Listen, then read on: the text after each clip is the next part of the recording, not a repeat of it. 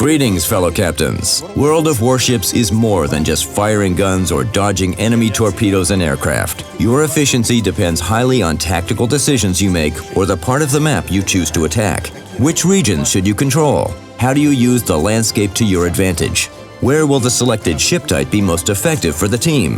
Our new series Fairway gives you answers to these and many more questions.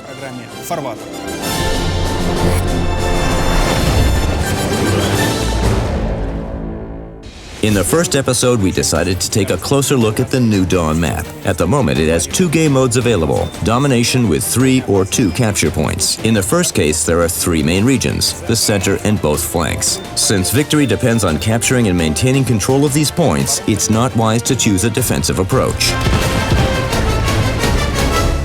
If you start from the top respawn, it's a good idea to attack Point A with fast ships along Line C, then wait for your main forces to arrive and push the enemy to Point C. The task is symmetrical when you start from the lower respawn. Move to Point C along Line A, capture it, turn around, and attack Point A. In general, it's a mistake to go directly to A from the lower respawn, or directly to C from the top respawn, because the main enemy forces usually gather there. As you've already understood, your actions depend on the type of your ship. Let's start with destroyers, because usually they're the first to face the enemy. It's difficult to maneuver in sectors E5 to F6 near the central point, but you can light up almost the entire map while hiding behind islands. The temptation to rush in on a destroyer and start capturing the point is very strong, but remember, all the enemy cruisers will fire at you. Destroyers with long-range torpedoes should concentrate their efforts on covering the center and straits around it.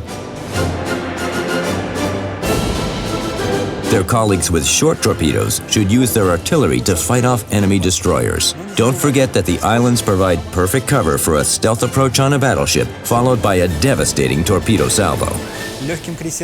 Light cruisers with a high rate of fire should provide artillery support to Allied destroyers in the center and straits around it. They are tasked with eliminating enemy destroyers and light cruisers. It's important to prevent destroyers from getting close to Allied battleships and aircraft carriers, but it's equally important to know when to withdraw from a fight, because the value of fast ships at the end of the battle increases considerably. Heavy cruisers should concentrate on destroying enemy light cruisers.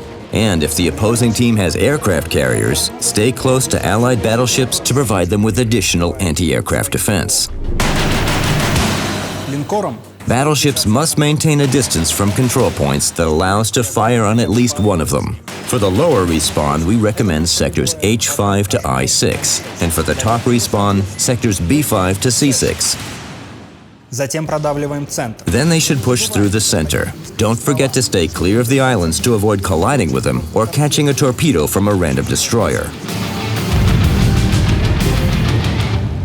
The purpose of an aircraft carrier is not only to inflict damage, but also to provide reconnaissance. In the beginning of a battle on New Dawn, send your aircraft to the center to discover enemy destroyers. Your teammates on cruisers will sink them in no time, and don't waste torpedoes and bombs on destroyers. Battleships are way more rewarding and easier targets.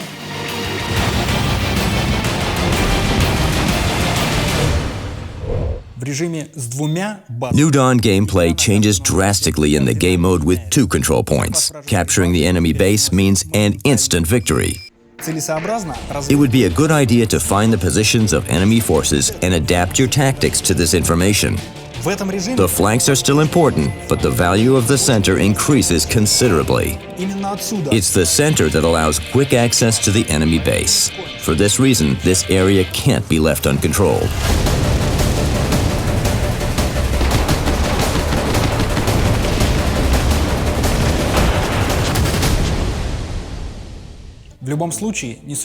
Regardless of the game mode and team composition, the side that makes fewer errors will be victorious, just like in real battle.